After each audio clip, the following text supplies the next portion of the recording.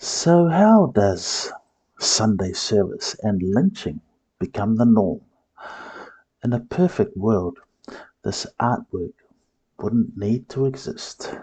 But in this world, where strange fruit once hung from the trees and silence still rots in the roots, I urge you, if this image I create stirs something in you, I ask for your patience. Hello to you. Yes, just you and me. Firstly, thanks to your curiosity, you are now going to waste the next 10 plus minutes of your life visiting my channel. But maybe, just maybe, the title of this video has got you interested. So let's get into it. Before I started this new body of work, it feels like it's important for you to know my why. I'm an artist, and this is an artist channel. All works you experience have been created by me, for me, and now time is allowed for me to share my artwork with you. This is art as therapy. Being on the back nine in my life, everyone has a story. Everyone is a story. I'm glad I found an outlet for my stories. One day, I'll provide you with information that shows how you too can do the same. So I look forward to what I can offer you in the future. Why I create these works, because silence is complicity, because I've lived long enough to know that the history we're taught is often a curated lie. Yep, a curated lie. I speak what was denied. This isn't about shock or bitterness, it's about truth. My art is a reckoning, a remembrance. This stuff that took room in my head rent free for half a century needed an avenue of release. It's haunting, the stuff in my head. Why have I been tasked to release this publicly? I think it's to free space in my head. I've needed freedom from this for so long. Can't sleep. Art gives me peace. I give you all my peace. I need out. We live in a time where forgetting means it didn't happen, or forgetting means so it happened. Let's just move on. That happened a long time ago. This attitude is common to those mainly who have benefited from the atrocities of yesterday. It's all around us. You feel it when you wake in the morning. Everything you do, see, feel, everyone's playing in this life of pretense, theatre. Everything is fine and dandy, but it's not. There's a past that is yet to be acknowledged. I think that's what keeps me up. There's something yet to happen in our lives. A refusal to let the victims of genocide, slavery, and colonial violence to be buried twice, first in blood, then in historical violent silence. I do this because someone must, because we owe it to the dead, the dispossessed, and the descendants who still carry the weight of erased histories. I do it so others can't say, we didn't know. Well, now you know. I possess 35 years of architectural design experience, so I've been in this art field for a while. But now it's for enjoyment, not driven by commissioned services or money. I do art by me, for me, and now to share my work is an inevitable part of this process. The body of work I am now providing you for your pleasure over the next year has taken over 5 years to complete. I welcome you to my world. I use different types of charcoal. At most works, I use a combination of acrylics, pastels, graphite oils, sand, dead matter, and so on. So you could say I'm a mixed media artist. This educational niche is pretty much ours. In today's sketchbook session, I'd like to touch on a story from less than 100 years ago. Strange story, stranger history. Yet history, however shocking it may be, is a reminder how low humanity can stoop in order to make themselves feel powerful, feel in control, feel wealthy. There is some real evil out there. Evil so evil, words cannot describe the depths of people, the depths people can go to stamp authority over others. So let me set the scene as I take you on a journey to the southern US states. This is a story about a devout, zealous, dogmatic, pious, fundamentalist Christian woman called Rebecca Ann Felton. The morning sun filtered through the humid Georgia air, casting soft halos over whitewashed steeples and weather-worn porches. Birds chirped above, the cicadas hummed below, as if the land itself had a pulse, slow, thick and heavy. The road to the church was dusty, its edges littered with crushed magnolia petals and the occasional cinder from the night before. Rebecca adjusted her hat and smoothed the folds of her linen dress. She was on her way to church. Her polished boots stepped carefully across the gravel. Her cane tapped gently as she walked past the familiar sight: moss-covered fences, the drooping trees, and the scent of smoked meat waiting from the churchyard. Men in suspenders and women in cotton dresses bustled around open pits, charring meat and buttering rolls. A small choir of white children practiced their hymn, and a banner read in swirling cursive, "Blessed are the righteous." To most, it was a picturesque southern Sunday. But across the clearing, just before the church bell rang, familiar forms hung gently in the trees. The usual selection of meats ready for the Sunday after church service feast floated from the midday heat, hung like offerings. Rebecca did not flinch. She paused briefly at the church steps, her spectacles catching the morning light. The glass in her lenses mirrored the image behind her, like strange fruit on southern trees. She adjusted her glasses. The smell of barbecue was strong now. Something to look forward to after church.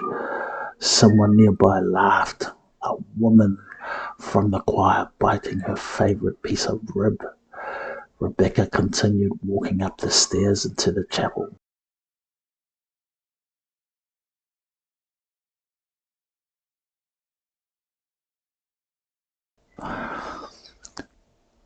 I call this piece Strange Fruit, and I want to welcome you to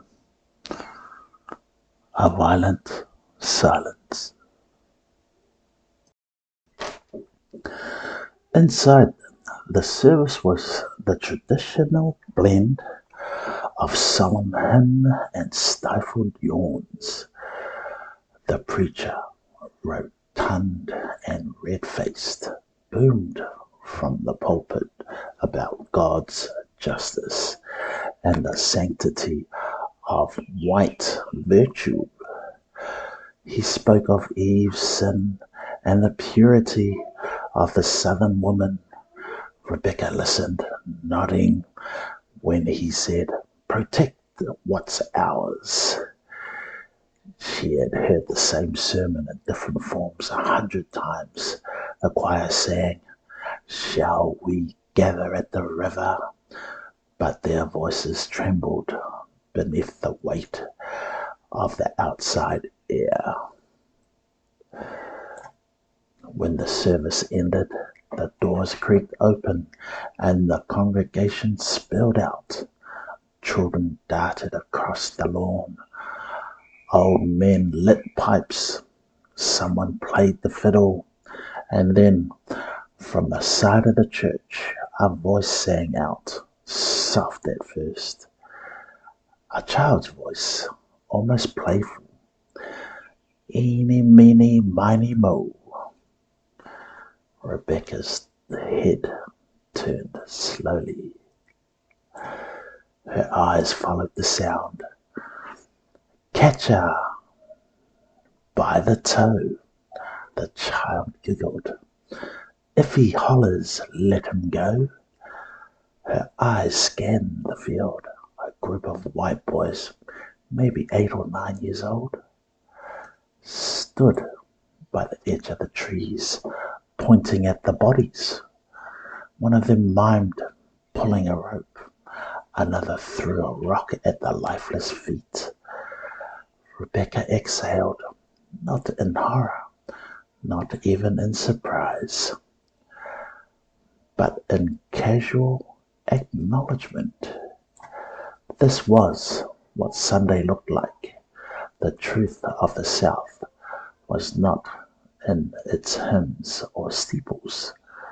It was in the trees, in the smouldering fires, and the laughter that drowned out the stench of burning hair and human flesh. Behind the fried chicken and peach cobbler was the crackle of a body part turned to ash, a life extinguished with the same ease one would swat a fly. The Southern tradition wasn't just in faith or family, it was a spectacle. Lynching was not a hidden crime, it was theatre. Families brought picnic baskets, postcards were printed from charred remains, jokes were made, while the noose tightened. And for people like Rebecca, people who held political power and wielded ideology like a blade, it was justified, sanctified even, a defense of a myth, the white woman, pure and delicate, in need of constant protection from the monstrous other. The monstrous other. She had once stood before the Georgia legislature and proclaimed, "If it takes lynching to protect the woman's dearest possession from the ravening human beasts, then I say lynch 1,000 times a week if necessary." Wow. And now, here she was, bathed in sunlight and sanctimony, as the wind rustled the hanging bodies. There was no trial, no justice, no names spoken, just meat on the smoke. A faint wail bloated through the trees. Perhaps it was the wind. Perhaps somewhere in the distance a mother screamed for a son she would never bury. Rebecca didn't hear it. She adjusted her shawl and walked towards the churchyard tables. A plate was handed to her, steaming brisket and a buttered biscuit. She nodded her thanks. Around her, people talked of crops, of married daughters, of summer rains. No one spoke of what hung in the trees. No one needed to, because they saw it all. Every week, every year, entire white communities watched and celebrated executions that occurred frequently with barbecues, postcards, and souvenirs made from victims' remains. Wow, sales and marketing at work. And still, the grass grew, and the churches filled, and the songs of the South were sung. The smoke rose, curling through the trees, seeping into the fabric of bonnets and baubles. It clung to everything. It clung to the land, clung to the souls of those who looked and did nothing. And it clung to Rebecca Ann Fountain, whose legacy would be lauded for being the first woman in the US Senate, but whose shadow would always smell faintly of smoke and rope.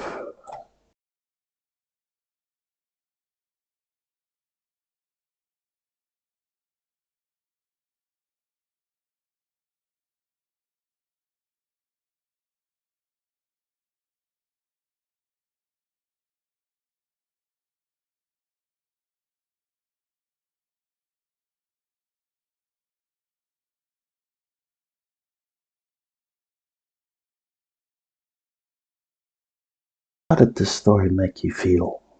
Let me know in the comments. It's hard, I know it is. It's the kind of heart that hits deep. Sadness, maybe horror, maybe rage. It was hard for me too, but this isn't fiction, it's true. But truth like this doesn't sit quietly in your mind. It claws at you. It takes up space. It demands to be let out. So for me, that release comes through this artwork. This is how I cope, how I speak, how I fight back. Because stories like this don't belong locked away in the dark. But that's why I created this channel. Because I have something to say. So now, something to show. Email me and buy print. Truth won't pay my power bill, but art about truth might.